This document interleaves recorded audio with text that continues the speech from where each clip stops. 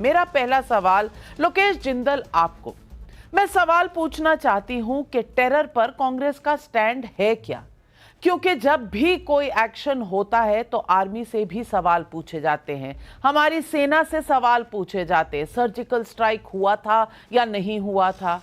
आप पाकिस्तान के मसले पर भी इस तरह के शक के दायरे में देश को लाकर खड़ा कर देते हैं, और आज जब प्रधानमंत्री एक कड़ा स्टैंड ले रहे हैं कि इस देश में आतंक की कोई जगह नहीं है, इस विश्व में आतंक की कोई जगह नहीं है, तो आप इस बात पर मणिपुर क्यों घसीट रहे हैं? क्योंकि मणिपुर पर जब जवाब देते हैं प्रधानमंत्री तो आपको संसद में बैठना नहीं है, सुनना नहीं है। तो आज सिर्फ पॉलिटिक्स में ध्यान भटकाने के लिए, आतंकवाद पर लोगों की नजरें हटाने के लिए क्या कांग्रेस ये खेल खेल रही है? नमस्कार नाविका जी। आतंक और आतंकवाद ये बड़े ही गहरे शब्द हैं, इन्हें समझना आवश्यक है। जब भी कभी मासूम नागरिकों को टारगेट किया जाता है, उनकी हत्याएं की जाती है, एक डर का माहौल पैदा किया जाता है, वो सेना द्वारा हो या फिर कोई नॉन स्टेट एक्टर द्वारा हो, उसे हम आतंकवाद कहते हैं। मणिपुर में नागरिक मर रहे हैं। मई 2024 तक 226 निर्दोषों की हत्या हो चुकी है और 60,000 लोग डिस्प्लेस हो चुके हैं। और ऐसा ही कुछ हाल गाजा में है और वेस्ट एशिया में भी है। मैं वेस्ट एशिया में बाद में आऊंगा, लेकिन मणिपुर की अगर मैं बात करता हूं तो भारत सरकार की जिम्मेदारी है कि प्रत्येक भारतीय की जान की सुरक्षा की जाए। वो भारतीय नागरिक है, उनके पास इंडिया का पासपोर्ट है, लेकिन क्या वहां के मुख्यमंत्री ने इस्तीफा दिया? क्या केंद्र सरकार ने कोई ठोस कदम उठाए? खुद भाजपा के जो सांसद हैं, विधायक हैं, वे भाजपा से प्रश्न पूछते हैं कि आपकी सीआरपीएफ क्या कर रही है? मिनिस्ट्री ऑफ होम अफेयर्स के पास केवल और केवल एक चुप्पी है और कुछ भी नहीं। मुद्दा ये उठता है कि अगर सरकार अपने घरेलू मामलों में विफल है तो किस अधिकार के साथ हम विश्व को बता रहे हैं कि शांति स्थापना की जाए? और दूसरी बात, इजराइल खुद गाजा में मासूम नागरिकों की हत्या कर रही है, और उस वक्त अगर हमारे प्रधानमंत्री जाते हैं और आतंक के खिलाफ बोलते हैं तो वे ये क्यों भूल जाते हैं कि वो जो लोग गाजा में मर रहे हैं, वो जो लोग लेबनान में मर रहे हैं, जो लोग फलस्तीन में मर रहे हैं, वे भी मासूम नागरिक हैं। हमें चाहिए, हमारा स्टैंड क्लियर होना चाहिए कि हम ह्यूमन राइट्स की बात करें, हम विश्व में कहें कि कोई भी व्यक्ति मासूम कहीं भी हो उसकी हत्या नहीं होनी चाहिए। अगर किसी लोकेश जिंदल जी, मुझे लगता है भारत का रवैया इस पर बिल्कुल क्लियर है।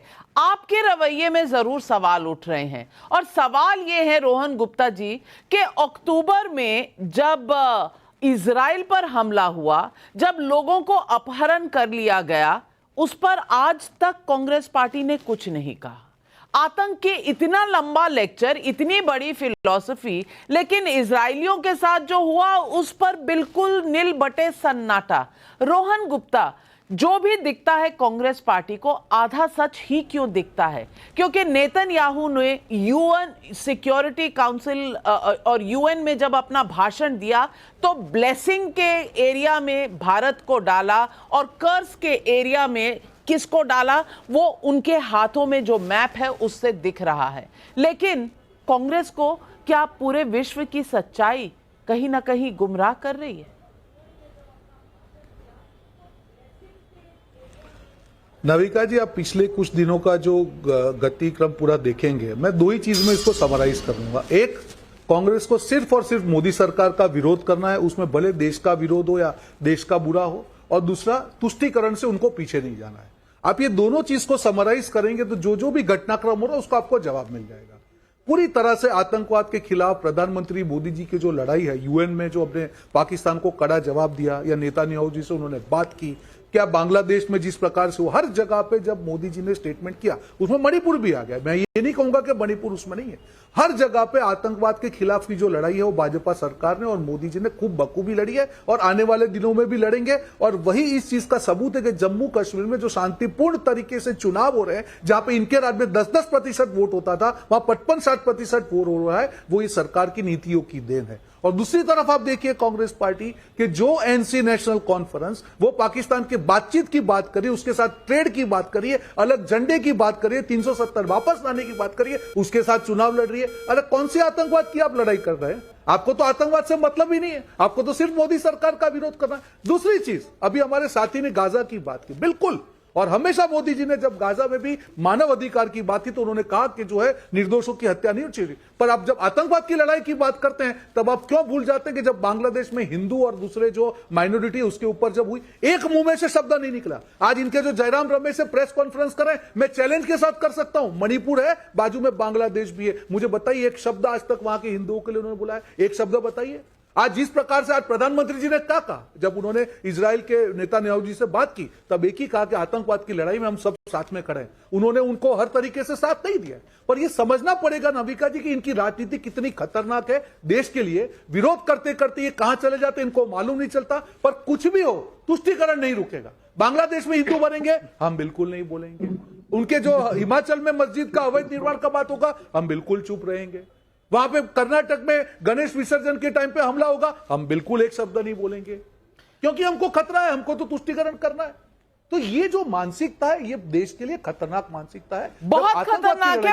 अनुराग भदौरिया जी, मैं ये पूछना चाहती हूं कि इस देश में आप अपीजमेंट पॉलिटिक्स के लिए कहां तक जाएंगे, तुष्टीकरण के लिए कहां तक जाएंगे? क्या कहा था अखिलेश यादव ने बांग्लादेश पे होने वाले अत्याचार जो हो रहे थे हिंदुओं पर, क्या कहा था? वो जो अलग तरह के एक भाषा बोलने वाले जो अल्पसंख्यक, पता नहीं क्या, सीधी तरह हिंदू बोलते हुए डर लगता है। और जब मैं बात कर रही हूं प्रधानमंत्री के कल के स्टेटमेंट के बारे में, तो उन्होंने तो कहा है कि ना आतंक सहा जाएगा और ना इस विश्व में कहीं भी वॉर को प्रमोट किया जाएगा। इस विश्व में पीस रहना चाहिए, मानव अधिकार रहने चाहिए। लेकिन विपक्ष को सिर्फ टारगेट करना है प्रधानमंत्री नरेंद्र मोदी को, चाहे वो कूटनीति हो, चाहे वो राजनीति हो, चाहे वो चुनाव का समय हो, चाहे वो पर्सनल अटैक हो। हर वक्त बस एक ही एजेंडा है कि मोदी को नीचे खींचो, चाहे उसमें देश के अपने हित भी कहीं पीछे ना हो जाएं। क्यों अनुराग भदौरिया, ऐसी क्या व्यवस्था है आपकी राजनीति में? बिल्कुल,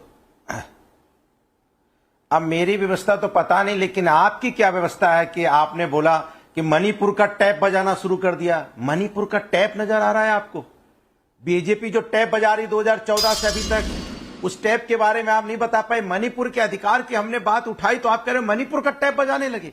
मतलब मेरे अपने लोग, अपना खून, अपनी हमारी बहन बेटियों जिनके साथ अन्याय हो रहा है, अत्याचार हो रहा है, जिन्हें घसीटा जा रहा है, मारा जा रहा है, उनकी हम बात उठाते तो आप कह रहे हो मणिपुर का टैप बजाने लगे। वाह नाविका जी, ये तो कमाल की बात है। आप अगर टैप बजाना तो बीजेपी से पूछिए, अभी बोल रहे थे, ये भूल गए पीडीपी के साथ सरकार किसने बनाई थी? भारतीय जनता पार्टी ने। 3 साल तक उनके साथ सरकार में थे, मलाई खा रहे थे, तब याद नहीं आया। और कह रहे थे कुछ दिनों से बड़ा समरी करेंगे, पिछले कुछ दिनों की समरी करेंगे। तो मुझे तो यही गुप्ता जी याद आता है कि आप कांग्रेस की तरफ से बोल रहे थे पिछले कुछ दिनों की समरी करूं, तो आज बीजेपी की तरफ से बोल रहे हैं। यही समरी मुझे नजर आई।